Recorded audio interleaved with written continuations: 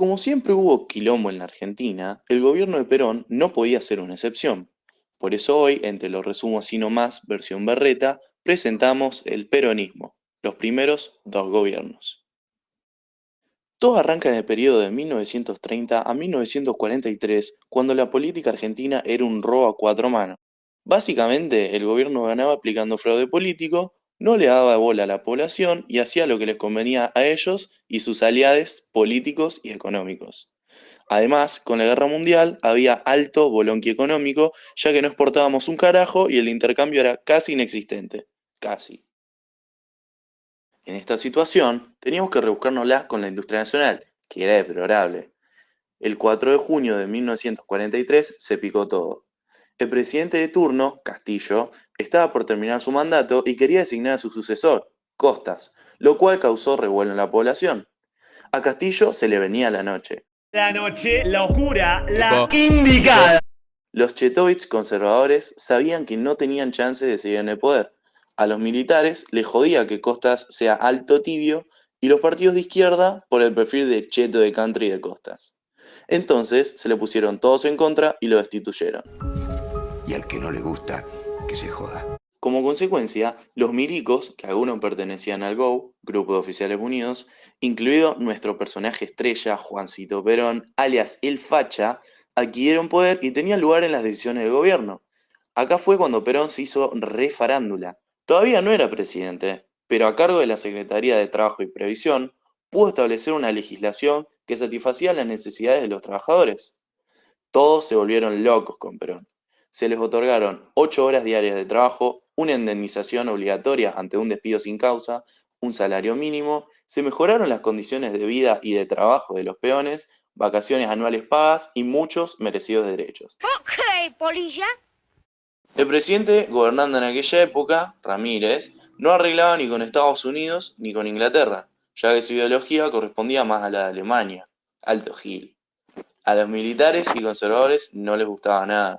Entonces fletan a Ramírez en febrero del 44 y lo ponen a Farrell. Perón aprovecha la ocasión para ascender de puesto hasta que llega a la vicepresidencia.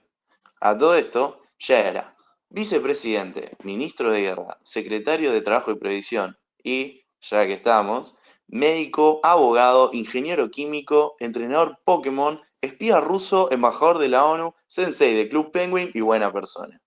Todo el sector de obreros estaba a sus pies, y su próximo objetivo entonces fueron los capitalistas.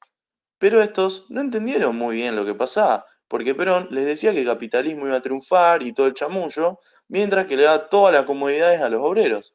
Y sonaba un poco contradictorio, por lo que los empresarios mostraron una oposición a la tentativa de Perón de integrarlos a su coalición política. Claramente tenía sus fans, los cuales eran en su mayoría el sector obrero y se reunían en la Secretaría de Trabajo y Previsión, referente político del movimiento obrero. No, te digo, ni me sorprende.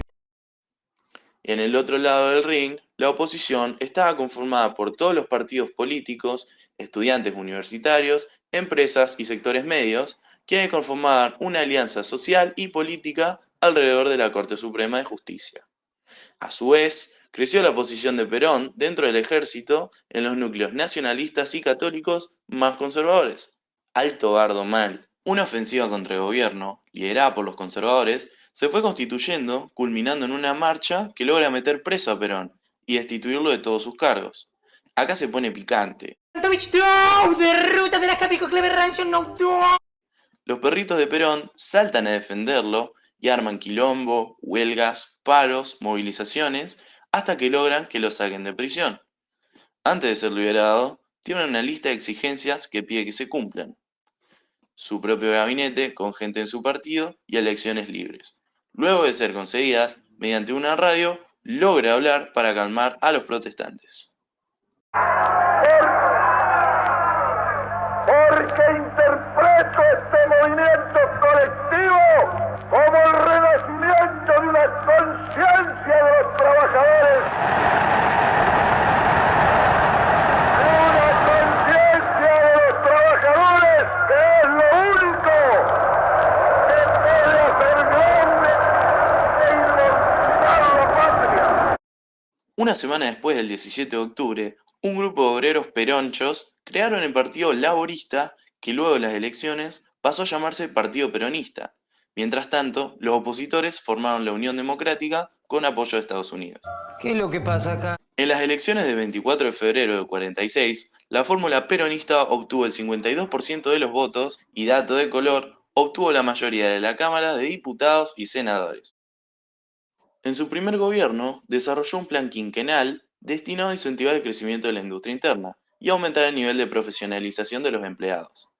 Invirtió en el gasto público, logrando así mejorar el nivel de vida de los mismos. También invirtió en construcciones de viviendas, escuelas, hospitales y obras de infraestructura. A su vez, el Estado intervenía en la economía, permitiendo que en el mercado externo se fijaran precios para los productos nacionales. Esto le da independencia al país de los chetos burgueses. Éramos las perras del mercado externo, ya que necesitamos maquinaria importada para las industrias. En un intento de reducir esta dependencia, utilizamos las divisas de la burguesía que, #indignada, dejó de invertir y se cayeron las importaciones. Evita, la germu de Perón, empezó a ganar popularidad y por ser mina y haber sido pobre, generó una relación de amor-odio con la sociedad. En el 49 se sancionó la nueva constitución. En ella se incorporaron todos los derechos que habían ganado los trabajadores, la reelección presidencial y el voto directo en las elecciones. Obviamente a nadie de la oposición estuvo de acuerdo, pero el que manejaba la batuta era Juancito.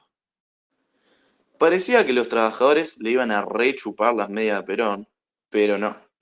Muchas de las cosas que consiguieron fueron a través de una seguidilla de huelgas, que ocurrieron justo cuando estaba todo más que bien en el país, entre el 46 y el 49. La relación con la clase media fue muy conflictiva. Muchos de este sector pensaban que todo lo que habían avanzado había sido laburando.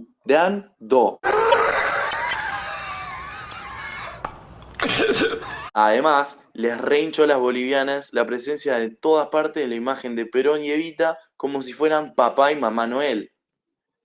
Por eso, muchos terminaron siendo medio fachos y fueron partidarios de la Iglesia y de las Fuerzas Armadas.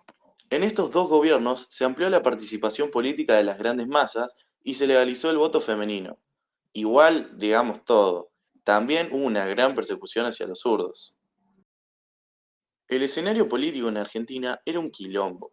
Los rompe de la oposición nunca aceptaron que Perón era el más capito del país, por lo que vivían criticándolo e intentaron varios golpes de Estado. Según Perón, los partidos opositores no comprendían la revolución nacional que el peronismo encarnaba. Encima, ni una buena tenían, porque en el Congreso el peronismo tenía mayoría en ambas cámaras. En el 49 se terminó la joda. El mundo dejó de comprar a la Argentina, lo que provocó inflación, nada nuevo, y decayó la producción industrial, y, obvio, los empresarios no quisieron aumentarles el sueldo a los trabajadores. Por esta crisis hubo un importante intento de golpe de Estado, pero al final el que lo encabezaba quedó más solo que la una. En el 51, y no el área, a pesar de todo el quilombo que hubo, Perón ganó con el 62% de votos a favor, así que ahora se la iba a recreer. Pero, no todo fue color de rosas. Peroncillo era todo un diablillo. Por ejemplo, adoctrinó a los estudiantes de escuelas públicas mediante libros obligatorios más embole que Martín Fierro. Metía en cana a la gente con la que no compartía ideologías políticas, intervenía facultades, echaba a docentes, expropiaba diarios y alentaba a sus seguidores a odiar y reprimir a sus opositores. ¡Un amigo! Durante su segundo gobierno, el objetivo de Juancito era reorientar la economía para atenuar los efectos de la crisis.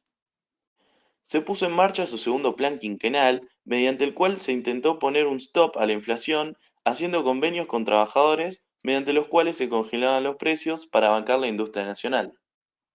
Gracias a estas políticas, la inflación disminuyó tremendamente, la actividad agropecuaria mejoró y en general la producción recuperó los niveles anteriores a la crisis. Sin embargo, en el 54, cuando terminaron las treguas salariales, todo se fue al tacho. Se desataron una horda de huelgas lideradas por los sindicatos. Al mismo tiempo, los militares se avivaron y se constituyeron en un actor político cada vez más activo que presionaba para quebrar la estabilidad institucional. Además, los sectores liberales y el nacionalismo católico ganaron espacio dentro de las Fuerzas Armadas. Todo esto desencadenó en un golpe de estado, el cual derrocó a Juancito y chao Pichu. Nos vamos. Besitos, chao, chao.